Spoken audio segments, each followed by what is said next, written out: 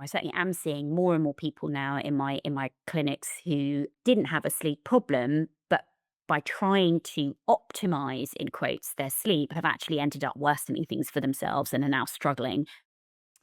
Hi, I'm Dr. Rowan Colgan, and that was Dr. Ali Hare, one of the UK's leading sleep experts and current president of the British Sleep Society.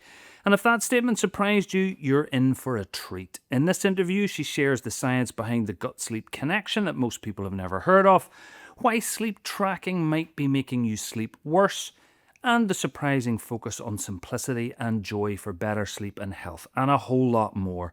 If you've been struggling with sleep despite trying everything, this conversation will completely change how you think about it. Let's dive right in. So, we have had a couple of wonderful talks from Russell Foster and Colin Espy, who you know very, very well. So, this episode is touching on some more kind of special circumstances around sleep.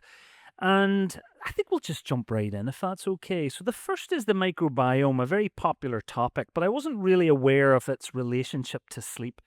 So, for those unfamiliar, would you mind explaining what the microbiome is and how it connects to our sleep patterns?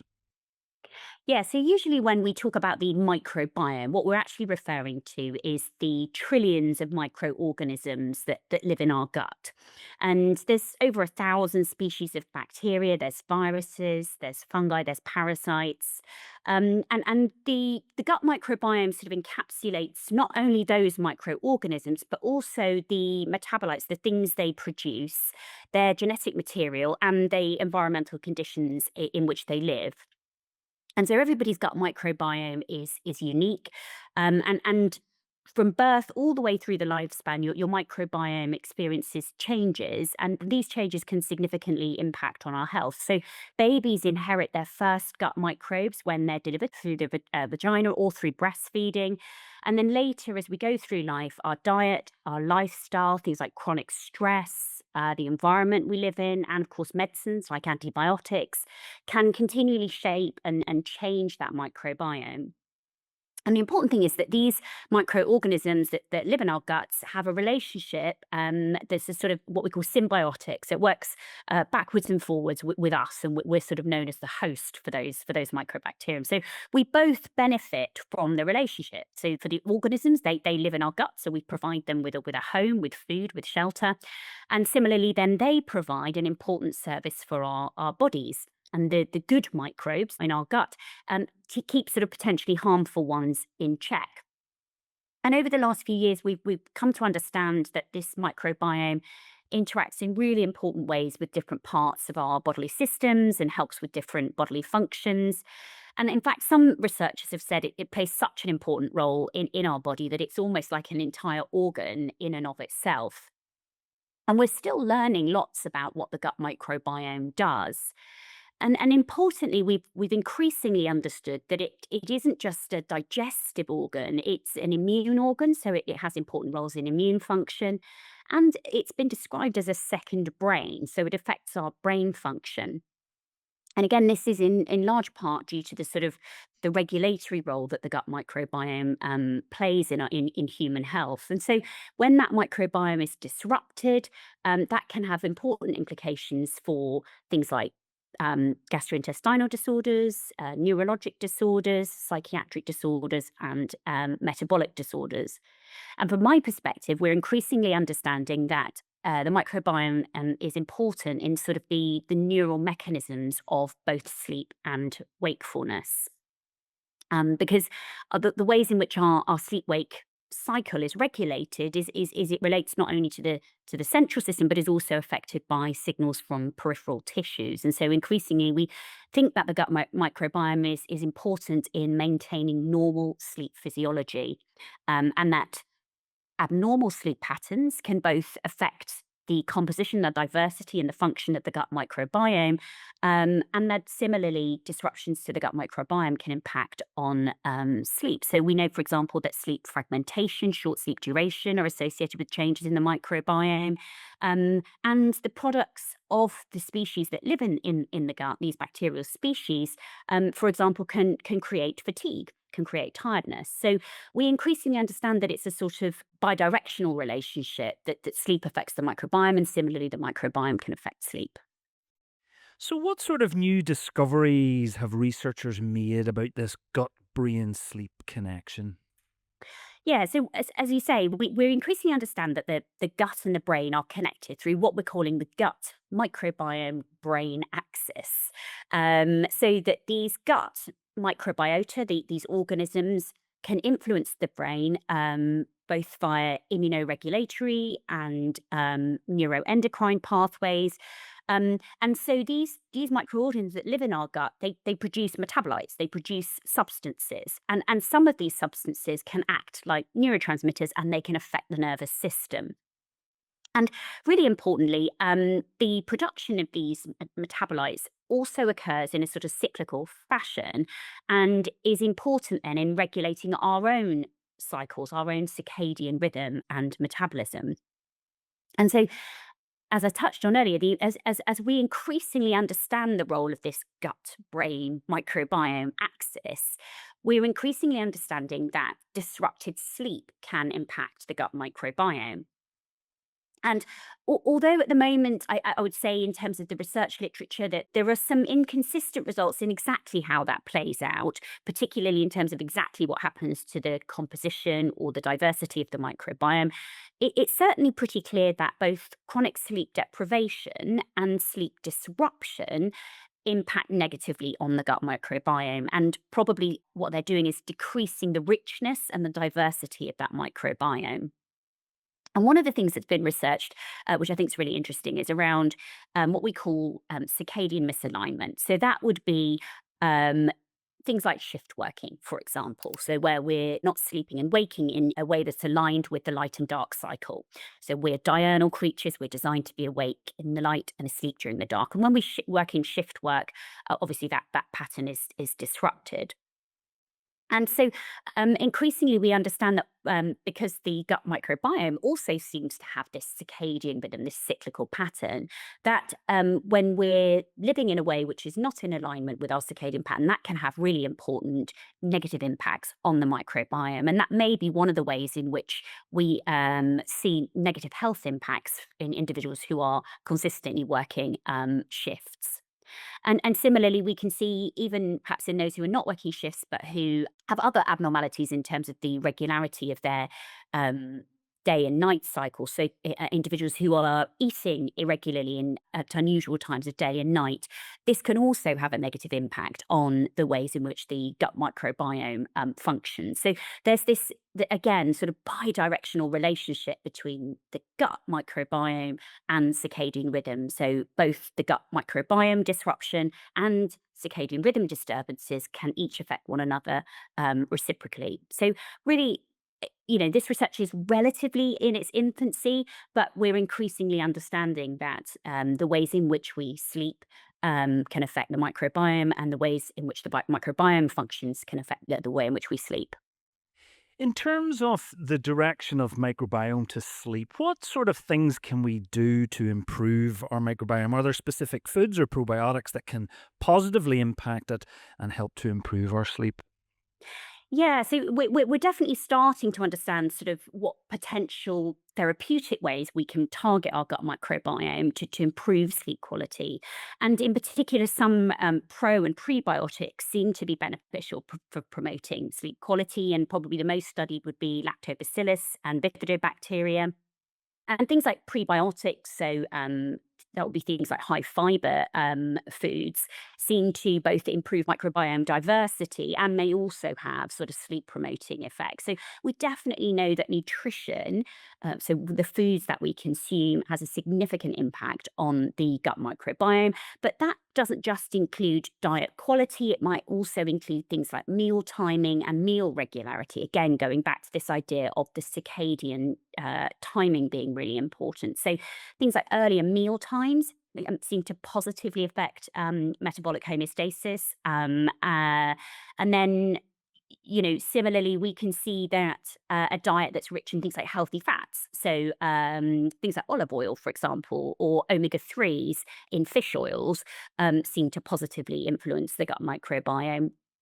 And then, as I touched on, this idea of the prebiotic dietary fiber, particularly plant fiber and things like polyphenols that occur naturally in plants, again seem to improve the diversity and the function of the gut microbiome. So really, it's about having a balanced diet. It's about having wholesome meals. It's about eating regularly, and focusing on things like healthy fat, fiber, and plant polyphenols. And that would seem to not only maintain the healthy gut microbiome, but also potentially have some impacts on it on improving sleep quality. In terms of timing, you mentioned earlier meals. Give us just a little bit of an idea. What sort of a time frame would be Yeah, so helpful?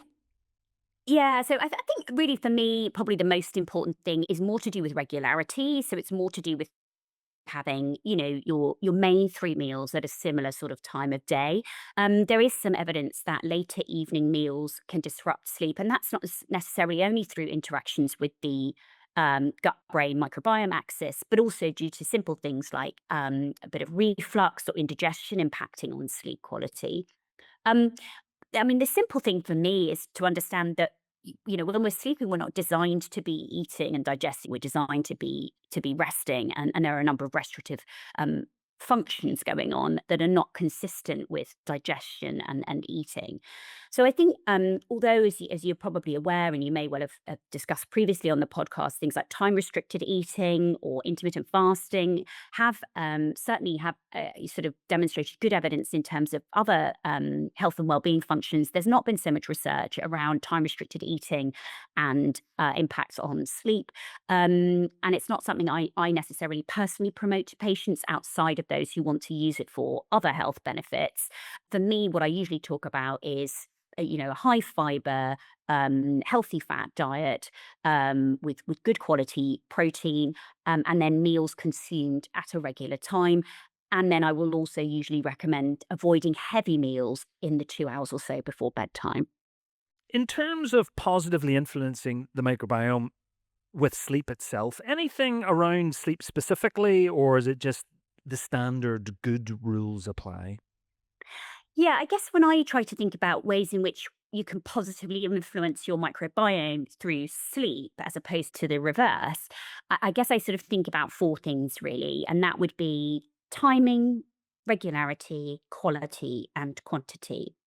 So, I guess in relation to the first two, timing and regularity, as I mentioned, one of the ways in which sleep seems to impact on the microbiome is in relation to the circadian rhythms. So, I think it's really important to have a fairly regular bed and wake time in order to reset the circadian clock and in order to support the cyclical nature of the function of the microbiome.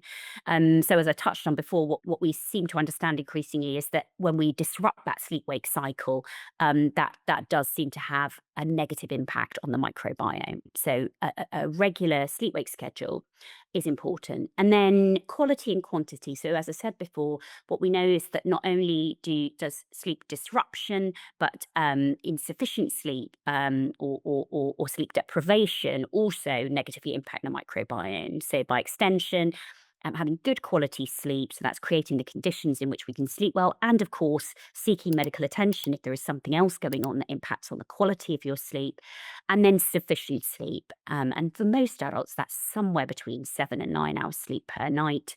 But really, when people ask me how much sleep they need, I ask them to have a think about how much sleep they would need to wake up feeling refreshed and not be unduly fatigued during the daytime, and certainly not dropping off to sleep in an unwarranted fashion in the daytime. So I wouldn't ask people to focus on, this magical 8 hours. It's how much sleep is enough for you, and that would be for most of us somewhere between 7 and 9 hours per night. So I think those 4 aspects of sleep are important in terms of positively impacting on the microbiome.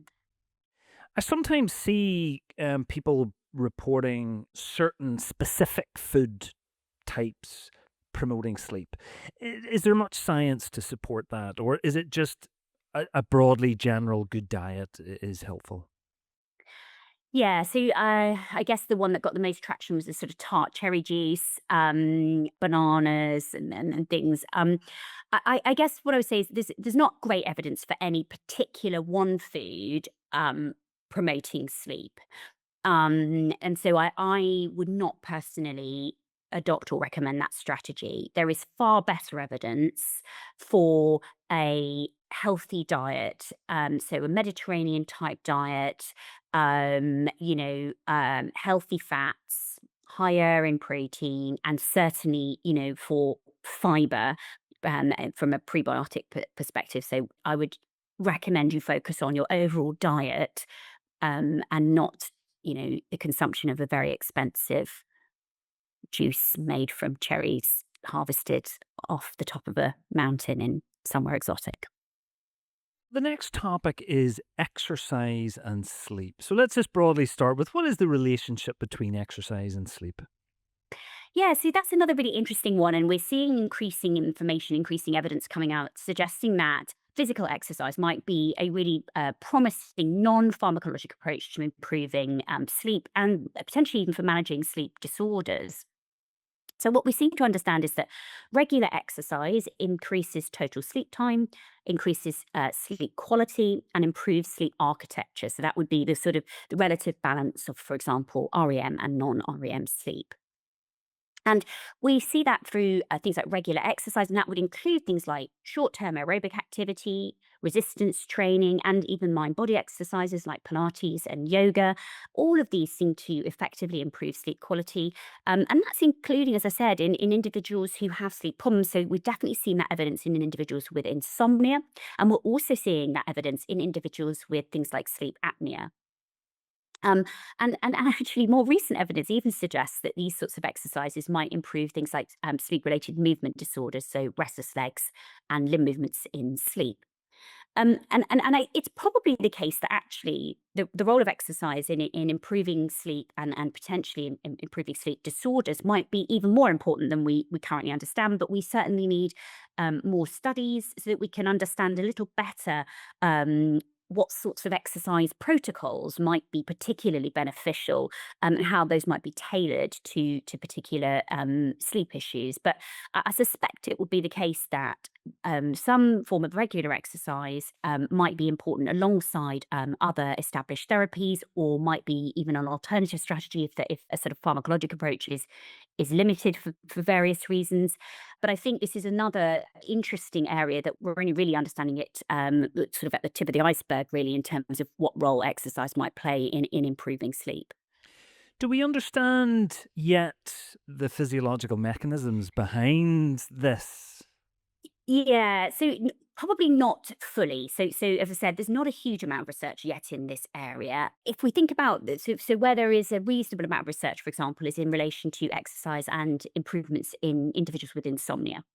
And at the moment, what we think is that there's probably several ways in which exercise improves sleep in those individuals. So, obviously, as we know, regular exercise enhances general well-being, and that encompasses things like cardiovascular health, metabolic health, weight control. Exercise or physical activity generally also leads to physical fatigue, and that can facilitate sleep. Regular exercise has been shown in other research to reduce symptoms of anxiety and depression, and those are often comorbid with insomnia. And exercise also modulates sleep related hormone secretion, like increasing melatonin, for example, reducing stress hormones like cortisol and insulin resistance. So it's probably acting through multiple pathways. Things like resistance exercise and aerobic exercise can produce weight loss, and that can also help with improving sleep. And resistance exercise in particular promotes secretion of growth hormone and lowers cortisol levels. And again, that may be part of the mechanism through which it improves sleep patterns. And then if we think about sort of what we call the mind body exercises, so things like yoga, um, known to improve insomnia symptoms, that may be through a mechanism of reducing stress and anxiety. It may be in relation to relieving muscle tension, promoting regular breathing. And then returning to the gut microbiome story, some studies have shown changes in gut flora following exercise training. And so, again, that may be a further pathway through which exercise can improve sleep. So, probably lots of different sort of physiological mechanisms through which exercise can improve sleep. And is it primarily the short term impact of sleep? Like if I exercise that day, I'll sleep well that night, or is it more of the longer term effect? Again, a bit of both, I think, the literature would suggest. So I think there are certainly some of those mechanisms. So, for example, the mechanism by which exercise might improve the gut microbiome and thereby improve sleep. We would see that if in individuals who are exercising more regularly. Things like, the mechanism by which sleep might be improved through reducing stress, anxiety, improving hormone profiles. Um, Again, that might be for individuals who are undertaking exercise on a more regular basis. But, things like sort of relieving muscle tension and aiding relaxation, we might see that in a more sort of acute sense for an individual who's just done that form of exercise. Similarly, if it's working through a mechanism of inducing fatigue and thereby improving sleep, you could see that that could be achieved, with perhaps just one session. As I said at the start, the research really is in its infancy, and we're quite far away at the moment from understanding what sort of a protocol, I guess, you might want to use for an individual wanting to improve their sleep. And I suspect that will look different depending on what the aims of that sort of therapy or treatment might be. But I guess for me, one of the main takeaways I think for the literature as it stands at the moment is there are certainly benefits to be gained from exercise, and those benefits are probably more realized through regular exercise.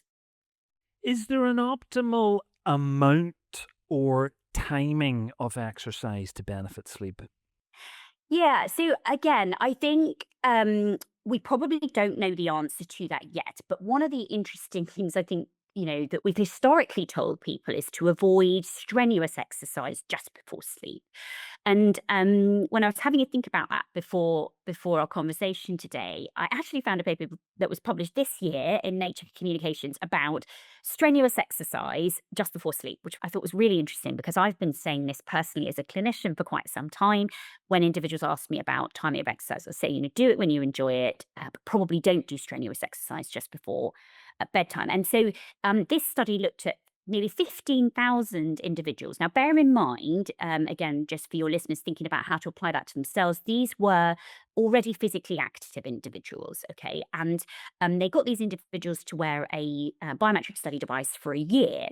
Um, and what they found was that if the individuals were doing their exercise later and it was higher strain, so it was sort of high intensity exercise, whether that be weight training or aerobic, higher intensity training later on, that did seem to delay sleep onset. So it did seem to increase the time taken to fall asleep. It did seem to be associated with shorter sleep duration, lower sleep quality. And when they looked at exercise taking place 4 or more hours before sleep, that didn't seem to be associated with any negative changes in sleep. So I think that bears out the advice that we've given for quite a long time, which I'm not really sure had a particularly good evidence base, but that does bear it out, which is that if you're doing particularly intense exercise, you're probably best to try and avoid doing that in the 4 hours before sleep. That's not the same as if you're doing yoga, Tai Chi, sort of these mind body relaxation exercises, but you should probably avoid high intensity exercise in the 4 hours before your intended sleep time. So I think that was just an important thing, and a very very recent publication and quite a large amount of data for that study.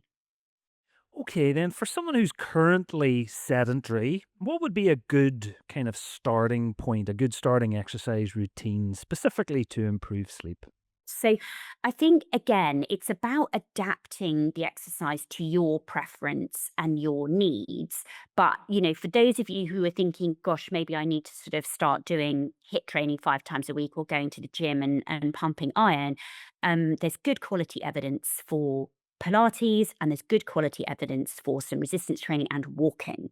And so it doesn't have to be, super strenuous Ironman type exercise training.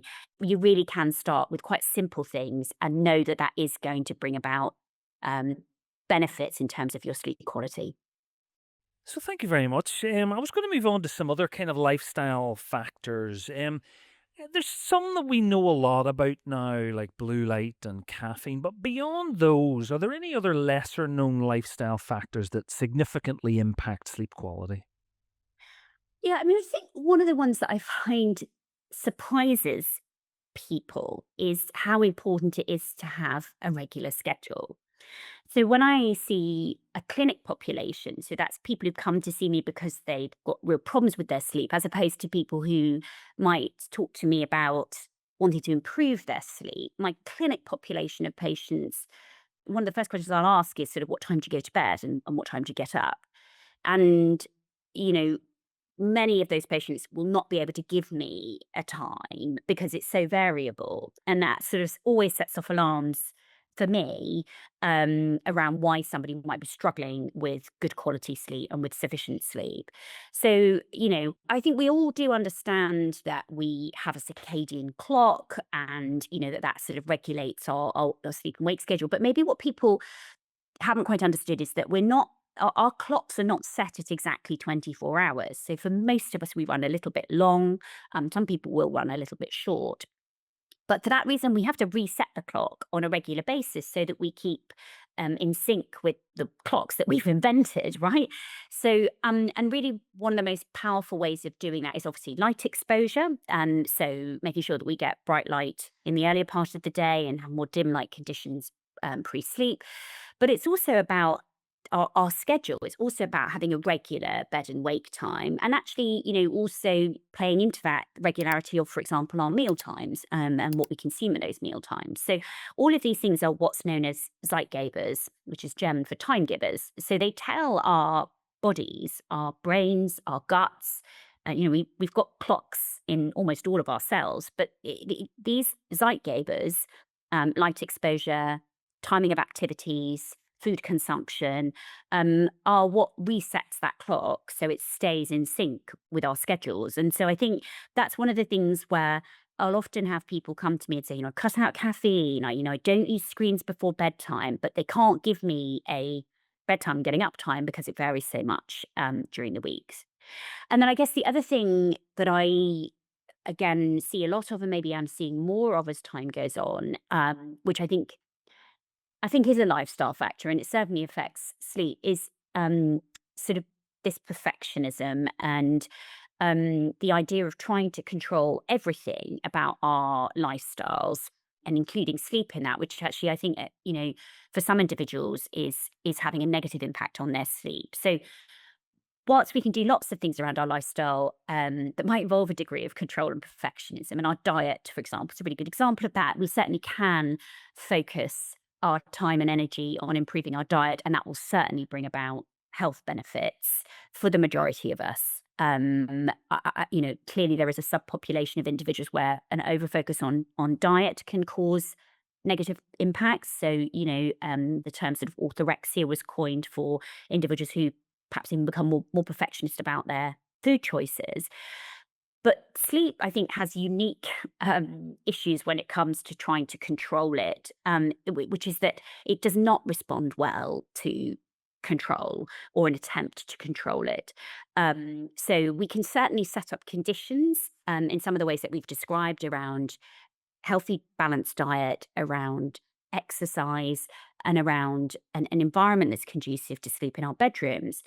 But trying to have the perfect night's sleep every single night, trying to focus on augmenting our REM sleep in some way, or, looking obsessively at data and trying to control and improve that, actually often for sleep ends up worsening the situation. So, I certainly am seeing more and more people now in my clinics who have, I think, got themselves really sort of tied up in knots around their sleep, didn't have a sleep problem, but by trying to optimize, in quotes, their sleep, have actually ended up worsening things for themselves and are now struggling with falling asleep and with maintaining sleep. And again, a paper coined the term orthosomnia for those individuals where, this over focus on sleep has only brought about more problems with sleep than benefits.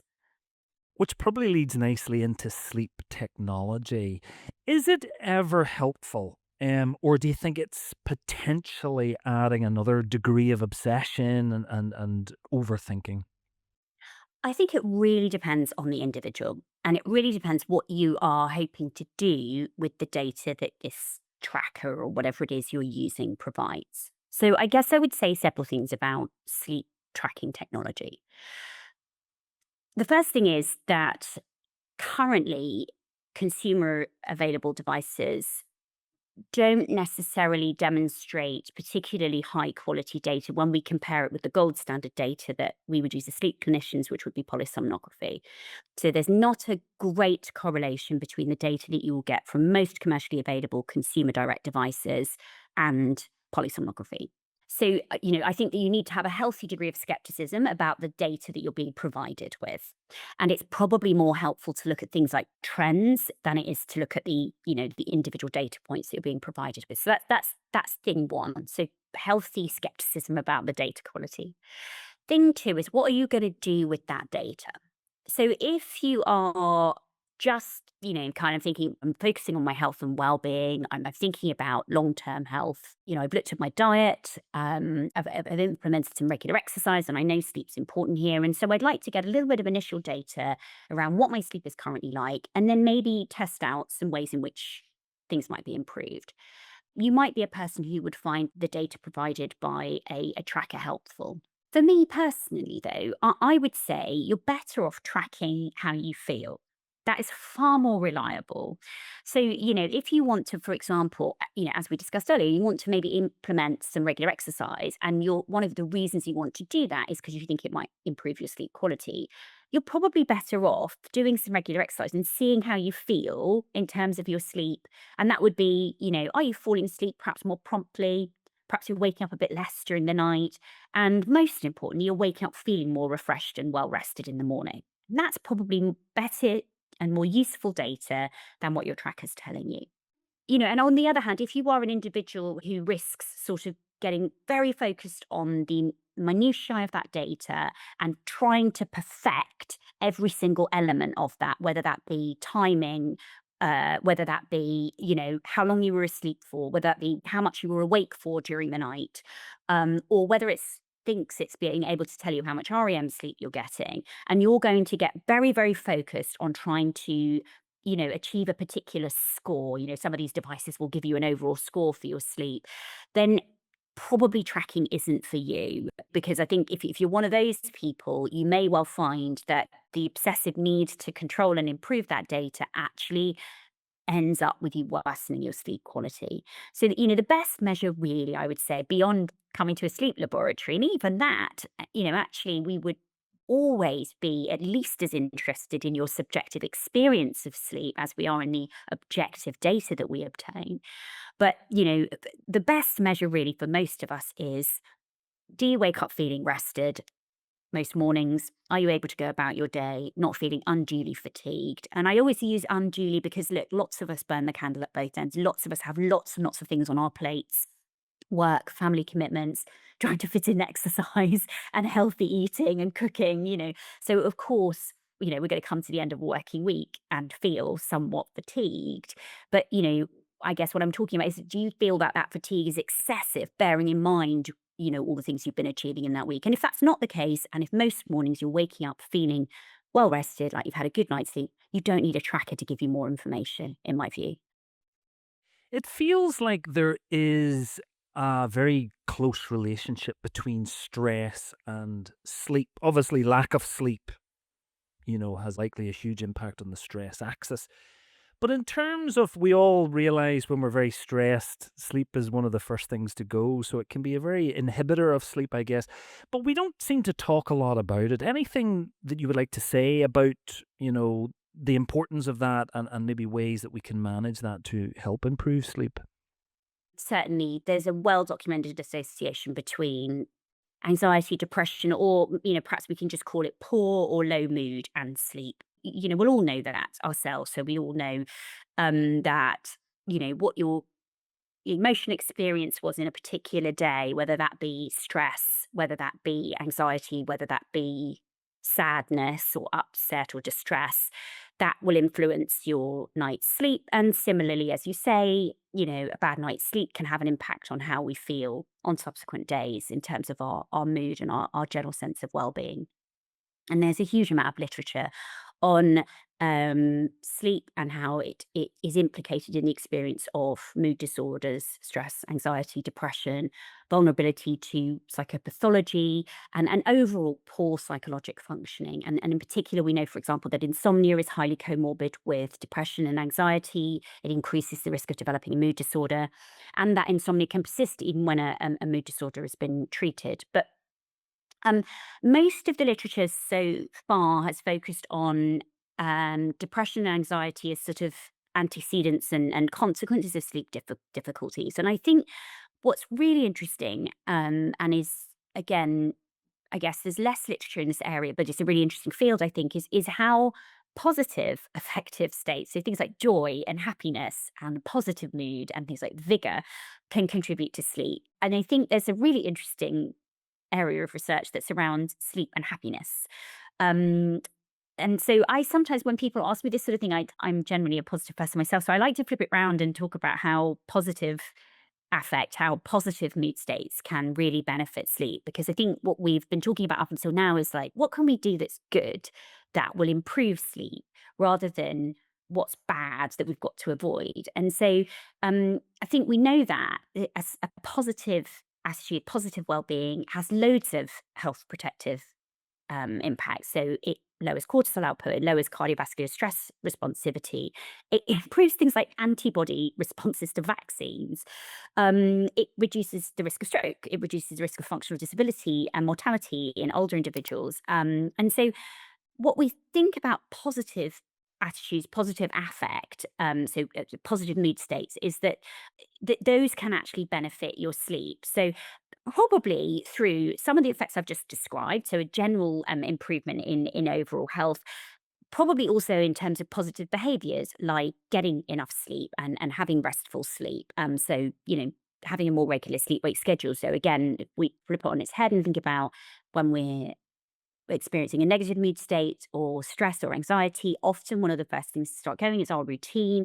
We'll engage in behaviors that aren't particularly helpful for sleep, like, we'll sort of try and get a bit dopamine hit from our mobile phones and devices and social media, and we'll often stay on those until later. So you can see how these negative states, stress and anxiety, can lead us towards behaviors that are not conducive to good sleep. And when we're in a more positive mood, we might be undertaking more regular exercise, eating better, and going to bed at a more regular time, and not sort of seeking that dopamine hit from social media.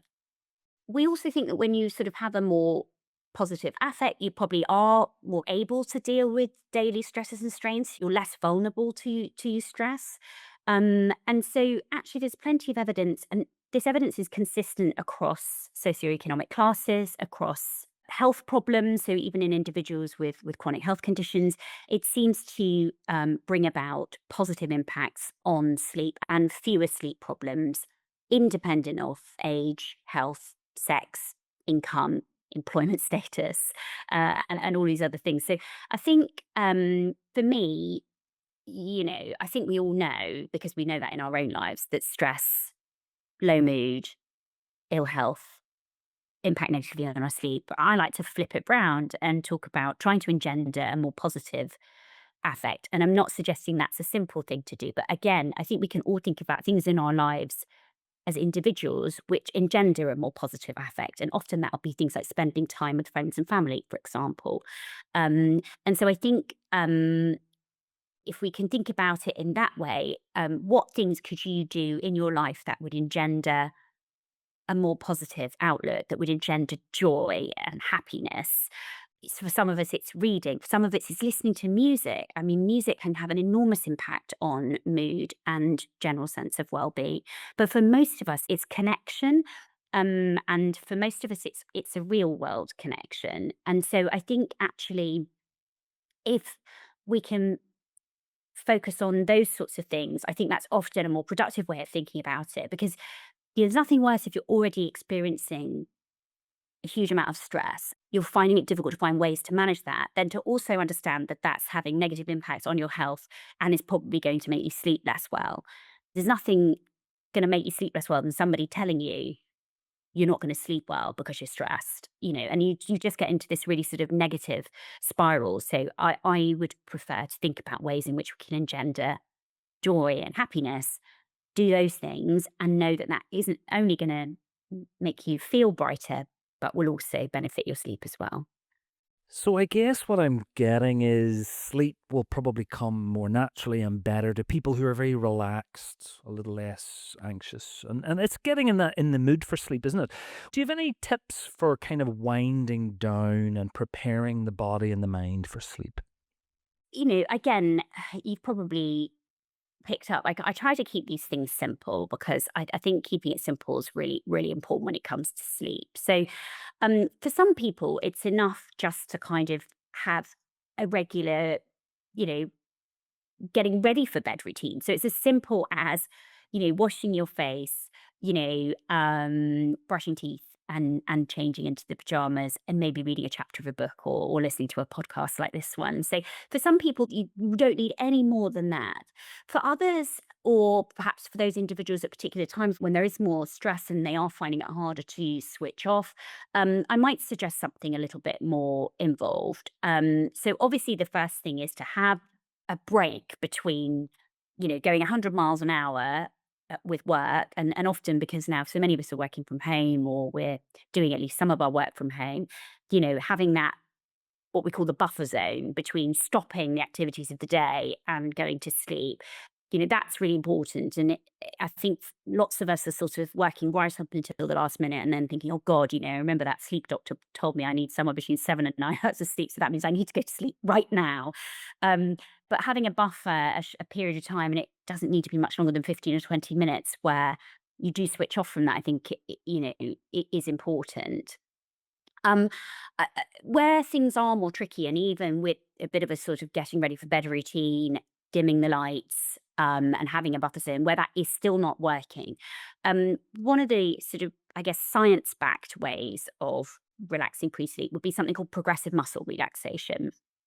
And this is a strategy which, there's an element, I suppose, of mindfulness there. And there's certainly a lot of evidence for mindfulness based strategies in terms of inducing relaxation and increasingly in terms of being used as an adjuvant to treatment for insomnia, for example. So there's an element of mindfulness in this piece, although it's not formally recognized as a mindfulness activity. But essentially, it's very straightforward. All you're doing is progressively tensing and then relaxing the muscles. And you tend to start at the feet and you go in a very structured fashion all the way through the body, all the way through the muscles, right up to the top of the head. And what you're achieving with that is, first of all, a physical relaxation. So all of us will have that experience when we're stressed about, not realizing our shoulders are up around our earlobes, and you don't notice you're doing it until you forcibly lower your shoulders. So you're achieving a physical relaxation in muscle tension and release of muscle tension, but you're also mindfully bringing your focus and your concentration to your body rather than thinking about all the things you need to do the following day or all the things you didn't do today. So I really like that. And I think the other strategy I'll often recommend if things like that aren't working, and particularly the thing that's stopping you sleeping is list making and a busy mind. Again, in terms of an evidence based strategy, I really like cognitive control and constructive worry. And we'll use this, for example, when we're treating individuals for insomnia with cognitive behavioral therapy for insomnia. But it is simply a way of organizing all of those thoughts that tend to start to come and intrude when we're trying to get to sleep. And there's some really good evidence that that is helpful in terms of helping to switch off the busy mind. So I'll usually use one or other of those strategies depending on individual preference. So, just as we finish off on lifestyle, there's a lot of things, and social media is just rammed with lots of new things, new ideas. Probably a bit overburdensome and probably not helpful, I would imagine. But anything you would particularly like to say on that, or anything you'd particularly like to debunk? I really don't think we need to overcomplicate it. I probably said that repeatedly during this conversation, but I do think that is an important takeaway. It doesn't need to be, and it shouldn't be complicated. So I think anything that becomes, what I would call a prop for sleep, whereby you're developing this sense that you need this thing, whether it be a supplement or, a sound or a piece of equipment, that you need that in order to be able to sleep. We should try to avoid that because in most cases you shouldn't need, and you don't really need these props. There's a huge placebo effect. with both, sort of supplements and devices for sleep. And most of them aren't really achieving anything other than making you feel that you need them in order to be able to sleep. I mean, the one I've seen most recently that I've been asked about repeatedly is sleep maxing, which was like a TikTok trend, or I think it still is a TikTok trend. And it's just horrendous, the complexity of these bits of equipment that people are suggesting that you should utilize or place, on your face and body in order to be able to optimize or, in quotes, max your sleep is just ridiculous. There's no evidence behind the majority of it. And I think it just overcomplicates sleep and potentially, through all the ways I've described earlier on, only it is likely to lead to problems when, for example, you forget to put on your nasal strip or you run out of your magnesium supplement or whatever it is, and suddenly you can't, one of your 25 steps is not available to you. You don't need 25 steps and 13 bits of equipment and 5 supplements in order to be able to sleep well. Okay, so the next topic is more women's health. Are the sleep needs the same or different between men and women? Yeah, there are definitely gender-based differences in sleep. And again, very much depends on whether you're looking at subjective or objective measurements of sleep. Women, for example, tend to maintain slow wave sleep longer than men when you look at objective assessments of sleep, but subjectively will often experience difficulties falling asleep and more often experience wakening during the night. Men are more likely to report daytime sleepiness than women.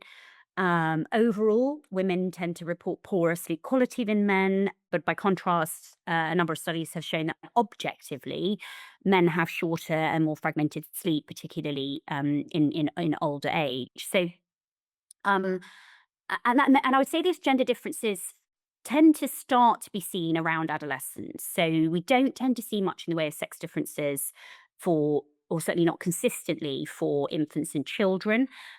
There's some studies have shown that parents suggest that frequent nighttime wakenings, bedtime resistance, daytime tiredness are maybe more disproportionately experienced in preschool boys.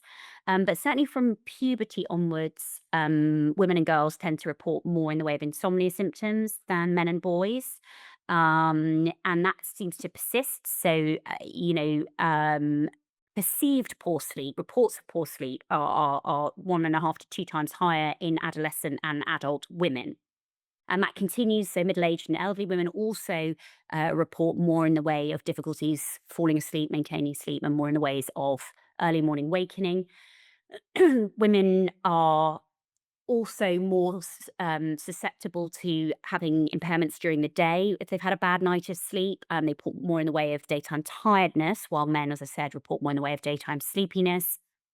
Um, Women tend to report more use of sleep-related medicines than men.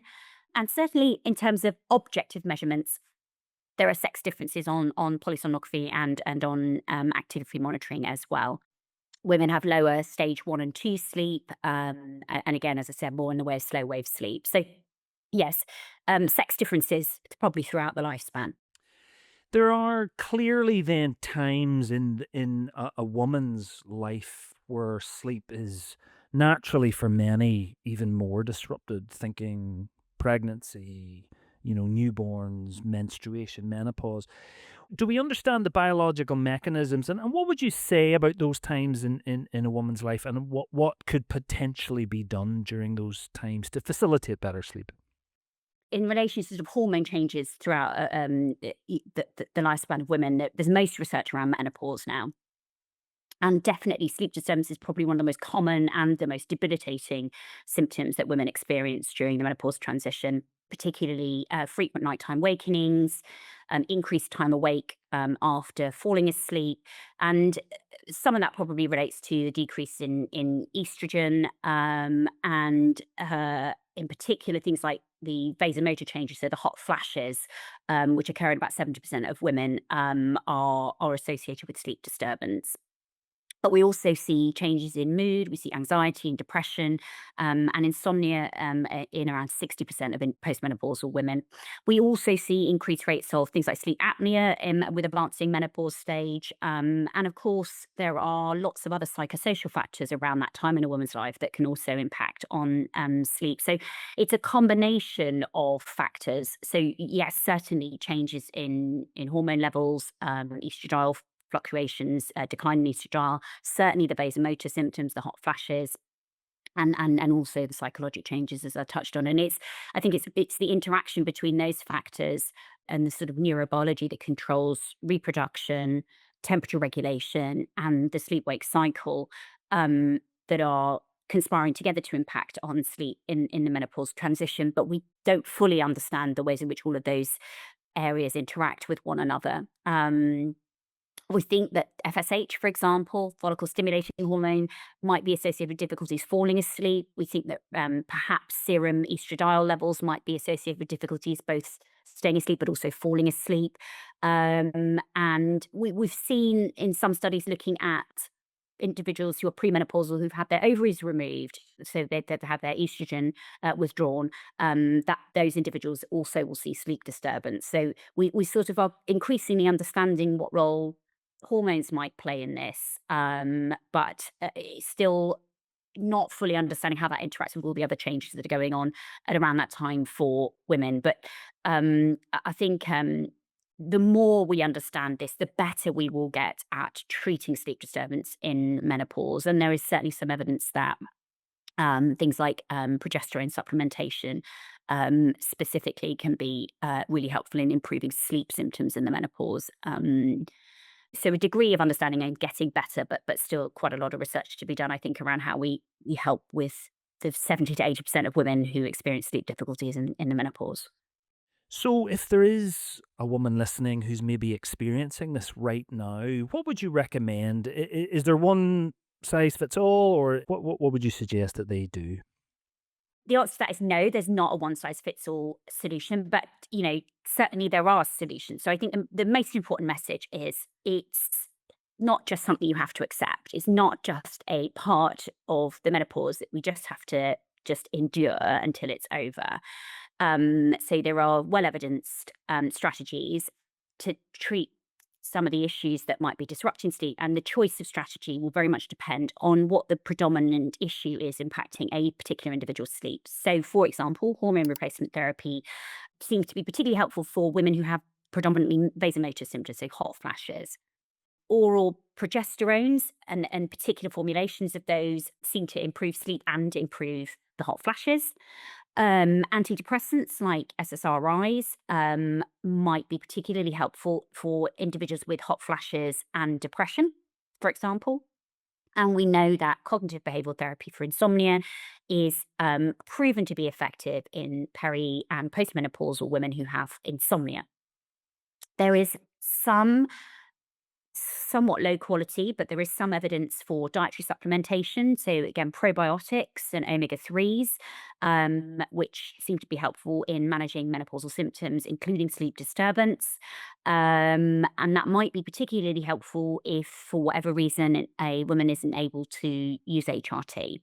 But as I said, it doesn't mean they're not effective, but the quality of the evidence around those supplements at the moment is not particularly good. But it's certainly an option. So I think it really is about, yeah, first of all, understanding that you don't just have to tolerate it. It's super common, but it doesn't have to be something you have to go through as a menopausal woman.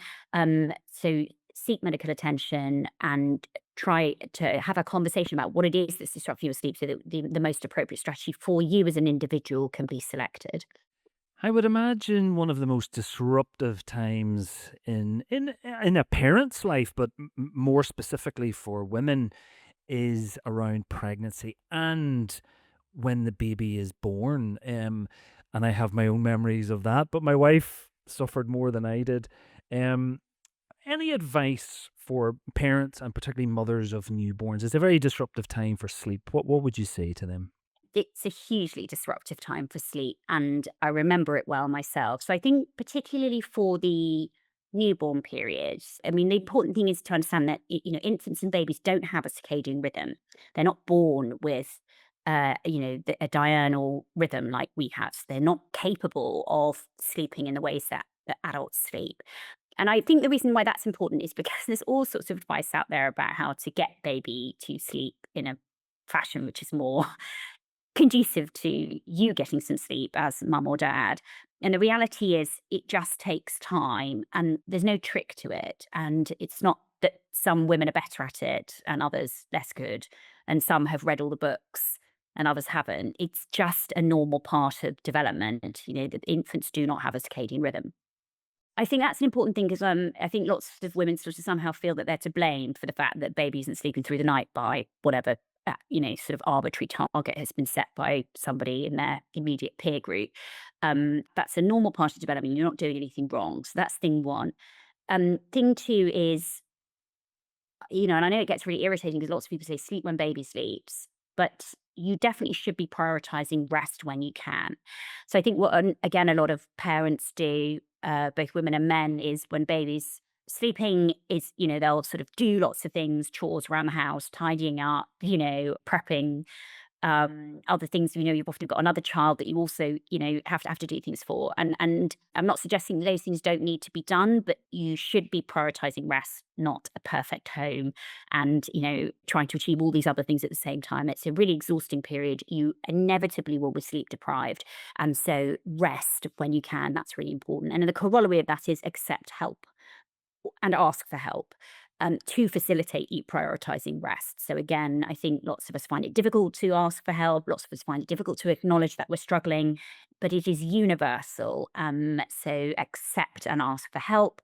And then, try to eat well if you can, and remember to drink fluids. Because being poorly nourished, hungry, and dehydrated is only going to make you feel worse. And then the final thing I would say, because I remember somebody said it to me and it's really important, this too shall pass. Okay, so your child will sleep. They will sleep in their own time. Yes, there are some things that you can do around sort of helping to entrain a circadian rhythm, but this too shall pass. They will start to sleep more and more. Um, but it is a tough time and you're not doing anything wrong. Let people help you. So, just before we finish, I wanted to touch on sleep disorders. So, those pathological conditions like sleep apnea, restless legs, that can impact sleep. But it's not always easy to identify them. And I wanted to just ask you, how would you recognize that you have a sleep disorder? What are the kind of some of the signs, and when should you seek help?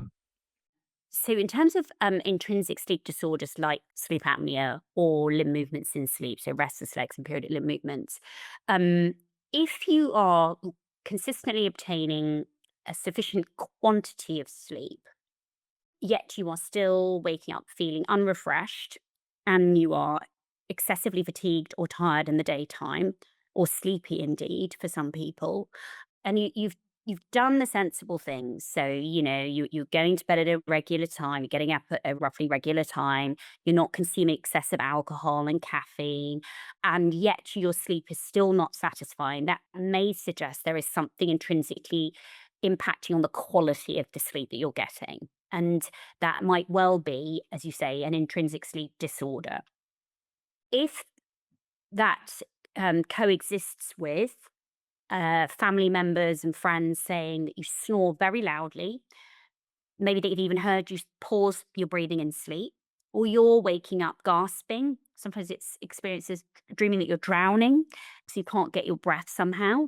For me, that would certainly raise a concern of possible sleep apnea, and I want that person to be seen and to be referred for a sleep study. If you've got those issues, again, where your sleep is not refreshing, you're excessively fatigued or sleepy in the daytime, and that coincides with some restless legs. So that's the feeling that your legs are uncomfortable, you need to move them, stretch them, or rub them to temporarily relieve that. In those individuals, I might suspect limb movements in sleep, known as periodic limb movement disorder. Again, you need a sleep study, and that will help us make a diagnosis, and then there's effective treatment for that. As a sort of separate issue, obviously, insomnia is very common, and the diagnosis of insomnia is for individuals who are doing all the things we've just talked about, but still finding on a regular basis they can't fall asleep within a reasonable time frame, or they're awake for prolonged periods in the night, it's difficult to return to sleep, or waking up far too early in the morning and not being able to fall asleep, and that's impacting on how you feel in the daytime. Those would be insomnia symptoms inconsistent with insomnia disorder. And again, there is effective treatment for that. So you should seek medical attention for that. So those are the sorts of things that for me, when I'm talking to patients in the clinic, they're the sorts of questions I'm asking in order to determine for myself what might be the cause of the sleep complaint. Snoring can be quite disruptive, and presuming we're not suspicious that it is sleep apnea, presuming you're getting enough sleep, you're feeling rested, are there any things that you can do or shouldn't do to improve snoring? So yeah, you're absolutely right. It is hugely disruptive. And often people are really embarrassed by it as well. And it can cause a lot of problems in relationships. As you say, it's very disruptive to bed partners. So I don't think it should be ignored. And I don't think you should be afraid to seek help with it or embarrassed. There are some simple things that you can do. So obviously, many people, one of the reasons their snoring will get worse potentially is because they gained weight, particularly in the neck area, and that will make it more likely that you will snore. So if you're able to focus on weight loss, that will often bring about improvements in the snoring, and it can become significantly less problematic if weight is part of the issue. If you're somebody that, alongside the snoring, also has problems with chronic sort of runny nose, sinusitis, so we call that rhinosinusitis, or perhaps you've had a nasal injury previously, or you've got polyps. So again, that will be often demonstrated by a constantly running nose. Um, then it might be that it's appropriate for you to see an ear, nose, and throat doctor and have a look to see if there's any obstruction in the nasal passages, which is making it more likely for you to snore, which might mean that removing those polyps, for example, straightening up the deviated septum might also improve the snoring. I touched on previously, obviously, if that's associated with sleep disturbance and daytime sleepiness, obviously super important you have a sleep study. But I think there are those other things that you can do, and sometimes even things like relieving nasal obstruction with sprays. So you can actually even speak to pharmacists about that. So they're very well trained and able to advise on relieving things like rhinosinusitis, and that can often help again with opening up the nasal passages and improving snoring. So it's a big problem and one that people shouldn't feel embarrassed about seeking help for. I've heard some people use some physical implements to try and improve, like mouth taping or nasal strips. Is there any evidence behind that? What would be your thoughts on that? So, okay, so yeah, mouth taping, I think, is a tricky one, and there's a few things to say about it. So, there have been some very small, relatively poor quality studies suggesting that mouth taping might improve snoring. So, for example, just in terms of the quality of that data, one study had just 20 people in it. Okay, so we would not say that's a good quality study. Um, Certainly, I would say that there's no evidence that mouth taping improves sleep quality. Maybe improves snoring, but certainly nothing to suggest it improves sleep quality. And in fact, there is no physiologic rationale why it would. So I wouldn't. It certainly wouldn't recommend mouth taping to improve sleep. When you look at sort of the claims around mouth taping, and those claims increasingly extend to not just improving snoring, but to improving overall sleep. There are no controlled trials. The uncontrolled trials that exist contain very few patients. There's lots of pseudoscience that has no physiologic basis. And there's lots of stuff on TikTok. And most of the claims have not even been evaluated before. So, and I would certainly say that in individuals who have nasal obstruction, and certainly in those who may have undiagnosed or are known to have sleep apnea, mouth taping can worsen those things. So I would definitely not recommend it in those individuals. Those individuals should avoid mouth taping entirely. If you're looking for some sort of device to improve snoring, the best evidence is for what's called a mandibular advancement device. So this is a mouth guard worn in the night that gently pulls the lower jaw and the tongue forward in sleep, which opens up the space at the back of the throat, and those can be effective at improving snoring. We generally recommend individuals use a semi-customizable device rather than the cheaper boil and bite devices. But dentists can also provide fully customizable devices as well. And those, I would say, if you're looking for some sort of physical device to help with snoring, that is where the evidence is, and those devices are effective. Dr. Ali Hare, we have covered quite a lot there. Thank you so much for your time. We usually give our speaker just one last chance just to leave the listeners with any final comments before we go. Yeah, I suppose if I was to give a sort of final comment, it would be, look, I think we all acknowledge, and I'm delighted that everybody acknowledges how central sleep is to physical and mental health and to well-being and to longevity. And it's definitely key and central in all of those areas. But I think the flip side of that is still keep it simple. So I'm delighted that people like your listeners are interested in strategies to improve their sleep quality, and that their aim with that is to improve their well-being and longevity. But I would say that in order to achieve that, uh, it is about keeping things simple. So yes, a healthy diet, but there's no special trick to that. It's the same principles as your listeners will have heard on others talking about the microbiome and Mediterranean diets and whole foods and avoiding ultra processed foods. So that's fairly simple. It's not specific to sleep. Exercise, as I've said to you, it's really about what do you enjoy doing and what are you going to do fairly regularly. Just do that. Again, it's no more complicated than that. Um, we've talked about sort of disorders of sleep, and I include in that, for example, the menopause transition. And I think what I like your listeners to take away around that is please seek help. It's not normal to be struggling with your sleep, even in the context of the menopause. So if you're doing all the things we've talked about, you're being sensible about things, and your sleep is still not satisfying to you, you don't have to accept that. And I'd rather you didn't accept that. And you should see a clinician about that. Be wary of all TikTok trends. And yeah, I guess if there was one real takeaway is just keep it simple.